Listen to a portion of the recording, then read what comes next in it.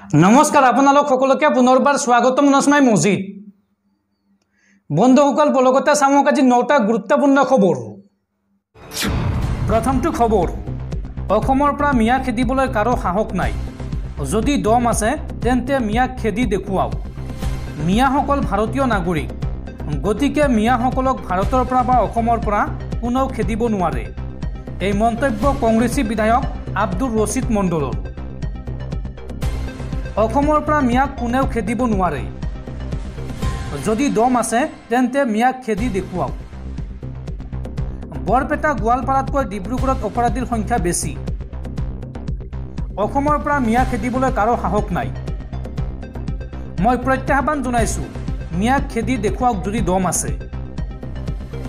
এই মন্তব্য কংগ্ৰেছী বিধায়ক আব্দুৰ ৰছিদ মণ্ডলৰ। পৰৱৰ্তী খবৰ, এইবাৰ পুৰোহিতে নাবালিকাৰ সৈতে কৰিলে জঘন্য কাণ্ড। পূজা কৰিবলৈ গৈ 10 বছৰীয়া নাবালিকাৰ সৈতে ভয়ংকৰ কাণ্ড। পূজাৰী খনসিং ৰংহাঙে কৰা কাণ্ডক লৈ ডিফুৰ সামৰেনত তীব্ৰ চাঞ্চল্য। ৰাজ্যত পোহৰলৈ আহিছে ইটোৰ পিছত সিটো জঘন্য ঘটনা। এইবাৰ নাবালিকাৰ সৈতে অপকৰ্ম কৰিলে পুৰোহিতৰূপী লম্পটে। ঘৰত পূজাৰ কাম কৰিবলৈ আহি 10 বছৰীয়া শিশুৰ লগত ভয়ংকৰ কাণ্ড। নিশা ঘৰটোতে আশ্ৰয় লোৱাৰ সুযোগত শিশুটিক নিৰ্যাতন। 22 আগষ্টত কাৰ্বি আংলঙৰ ডিফুত সংঘটিত হৈছে এই জঘন্য ঘটনা। আৰু ঘটনাৰ পিছদিনা শিশুটিয়ে সকলো প্ৰকাশ কৰাত পোহৰলৈ আহে সমগ্ৰ ঘটনা। আৰু তাৰ পিছতে পৰিয়ালৰ লোকে পূজাৰীটোক উত্তম মাধ্যম সদায় গতালে আৰক্ষী। আৰু অভিযুক্ত পূজাৰী খনসিং ৰংহাং সম্প্ৰতি হাস্পাতালত চিকিৎসাধীন। আৰু এই ঘটনাক লৈ ডিফুৰ সামৰেনত তীব্ৰ চাঞ্চল্য। পৰৱৰ্তী খবৰ, কংগ্ৰেছী বিধায়ক আব্দুৰ ৰছিদ মণ্ডলৰ প্ৰত্যাহ্বান গ্ৰহণ কৰিলে বীৰ লাচি থানাৰ নেতা শৃংখল চলিহাই। উল্লেখযোগ্য যে কংগ্ৰেছী বিধায়ক আব্দুৰ ৰছিদ মণ্ডলে মন্তব্য কৰি কৈছিল যে অসমৰ পৰা বা উজনি অসমৰ পৰা মিয়াক কোনেও খেদিব নোৱাৰে, যদি দম আছে তেন্তে মিয়াসকলক খেদি দেখুৱাওক।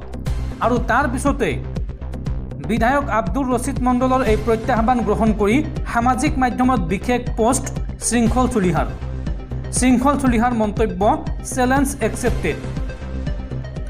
দৰ্শকসকল আৰু বহুতো গুৰুত্বপূৰ্ণ খবৰ আছে। তাৰ আগতে আপোনাক জনাওঁ যে যদি আপুনি এতিয়ালৈকে এইটো ভিডিঅ'ত লাইক কৰা নাই তেন্তে এতিয়াই ভিডিঅ'টোত লাইক কৰি দিয়ক। আৰু এনেকুৱা ধৰণৰ ভিডিঅ'সমূহ নিতৌ চাবলৈ চেনেলটো ছাবস্ক্ৰাইব কৰি কাষত থকা বেল আইকনটো প্ৰেছ কৰি ৰাখক। পৰৱৰ্তী খবৰ, পুনৰ চৰ্চাত নিষিদ্ধ ঘোষিত উগ্ৰপন্থী সংগঠন আলফা স্বাধীন। আলফা স্বাধীনক লৈ মুখ্যমন্ত্ৰী হিমন্ত বিশ্ব শৰ্মাৰ কেইবাটাও গুৰুত্বপূৰ্ণ মন্তব্য। মুখ্যমন্ত্ৰীগৰাকীয়ে মন্তব্য কৰি কয় যে মৃত্যুমুখী নহয় আলফা স্বাধীন।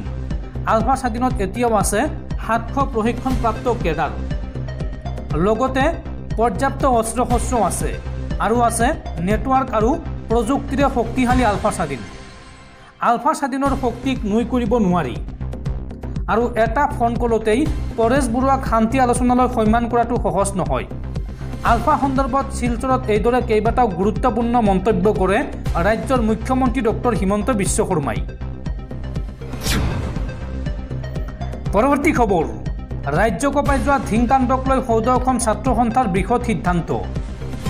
ধিঙৰ ভুক্তভোগী ছাত্ৰীগৰাকীৰ পঢ়া শুনাৰ দায়িত্ব ল'লে সৌদ অসম ছাত্ৰ সন্থাই। পৰিয়ালৰ লগত আলোচনা মৰ্মে এই সিদ্ধান্ত সৌদ অসম ছাত্ৰ সন্থাৰ। পৰৱৰ্তী খবৰ, কোন দিশে গতি কৰিছে ৰাজ্যৰ আইন শৃংখলা পৰিস্থিতি। এইবাৰ উজনি অসমত আৰম্ভ হ'ল মিয়া খেদা অভিযান। এসপ্তাহৰ ভিতৰত টালি টোপোলা বান্ধি উজনি অসম এৰিব লাগিব মিয়াই। মিয়াক বিচাৰি এতিয়া শিৱসাগৰ চলাত পৰিছে আটাচুৱে। উজনি অসমত আৰম্ভ হ'ল মিয়া খেদা অভিযান। মিয়াক বিচাৰি শিৱসাগৰ চলাত পৰিছে আটাচুৱে। এসপ্তাহৰ ভিতৰত টালি টোপোলা বান্ধি উজনি অসম এৰিব লাগিব মিয়াই। শিৱসাগৰৰ নাজিৰাৰ বালিঘাটৰ পৰা আটাচুৱে আৰম্ভ কৰিছে মিয়া হাতা অভিযান। উজনি অসম এৰিব লাগিব মিয়াই। মিয়াক 7 দিনৰ সময়সীমা বান্ধি দিলে উজনি অসমৰ বিভিন্ন দল সংগঠনে। আৰু এসপ্তাহৰ ভিতৰত মিয়াই উজনি অসম খালী নকৰিলে পৰিস্থিতি বিষম হ'ব। প্ৰয়োজনত আইন হাতত তুলি ল'ম বুলি হুংকাৰ দিছে আটাচুৰ নেতাকৰ্মীয়ে। পৰৱৰ্তী খবৰ উজনি অসমৰ পৰা মিয়া খেদা প্ৰসংগক লৈ এইবাৰ গৰজি উঠিল সৌদ অসম সংখ্যালঘু ছাত্ৰ সন্থা চমুকৈ আমছু। আমছুৰ মন্তব্য, মিয়াৰ গাত হাত দিলেই কথা বিষম হ'ব, মিয়াক কোনেও হাতেৰে চুবও নোৱাৰিব। উজনি অসমত মিয়া নিৰ্যাতিত হ'লে বা প্ৰাণহানি হ'লে তাৰ বাবে দায়ী হ'ব শৃংখল চলিহা। শৃংখল চলিহাৰ বিৰুদ্ধে এইদৰে গৰজি উঠিল আমছু। উজনি অসমত মিয়া নিৰ্যাতিত বা প্ৰাণহানি হ'লে তাৰ বাবে দায়ী হ'ব শৃংখল চলিহা। মিয়াৰ গাত হাত দিলেই কথা বিষম হ'ব, মিয়াক কোনেও হাতেৰে চুব নোৱাৰিব। উজনি অসমত মিয়া বা মুছলমানৰ গাত হাত তুলিব নোৱাৰিব শৃংখল চলিহা বা বীৰ লাচিত থানাই। শৃংখল চলিহাৰ বিৰুদ্ধে ব্যৱস্থা হাতত লোৱা হ'ব। শৃংখল চলিহাৰ বিৰুদ্ধে গৰজি উঠিল আমছুৰ উপদেষ্টা আইনুদ্দিন আহমেদ। উজনি অসমত মিয়া নিৰ্যাতিত হ'লে বা প্ৰাণহানি হ'লে তাৰ বাবে দায়ী হ'ব শৃংখল চলিহা, এই মন্তব্য আমছুৰ। পৰৱৰ্তী খবৰ অসমত বাংলাদেশীৰ প্ৰৱেশক লৈ মুখ্যমন্ত্ৰী হিমন্ত বিশ্ব শৰ্মাৰ ডাঙৰ মন্তব্য। মুখ্যমন্ত্ৰীগৰাকীয়ে মন্তব্য কৰি কয় যে বাংলাদেশৰ পৰা কোনো হিন্দু মানুহ অসমত অহা নাই, আহিছে কেৱল মুছলমানহে। হিন্দুৱে বাংলাদেশতে নিজৰ অধিকাৰ বিচাৰিছে, এই মন্তব্য হিমন্ত বিশ্ব শৰ্মাৰ। অসমত এজনো হিন্দু বাংলাদেশী সোমাবলৈ চেষ্টা কৰা নাই, যি সোমাইছে তাৰ ভিতৰত আছে অকল বাংলাদেশী মুছলমান। হিন্দুৱে নিজৰ অধিকাৰৰ বাবে বাংলাদেশত যুঁজি আছে। বাংলাদেশৰ পৰা মুছলমানেহে ভাৰতত প্ৰৱেশৰ চেষ্টা চলাইছে। কৰিমগঞ্জত বহু বাংলাদেশী ইতিমধ্যে ধৰা পৰিছে, কিন্তু এজনো হিন্দু আমি ধৰিব পৰা নাই।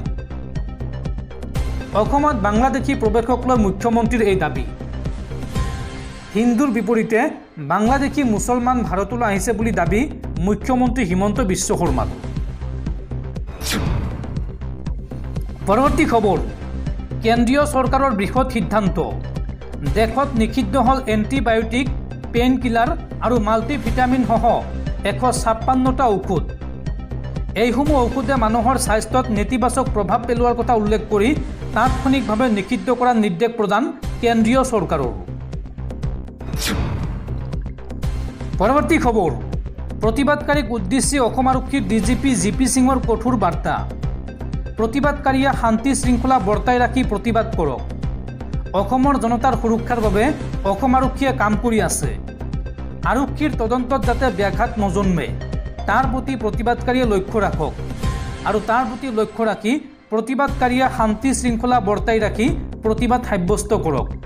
প্ৰতিবাদকাৰীসকলক উদ্দেশ্যি এই মন্তব্য অসম আৰক্ষীৰ ডিজিপি জিপি সিঙৰ।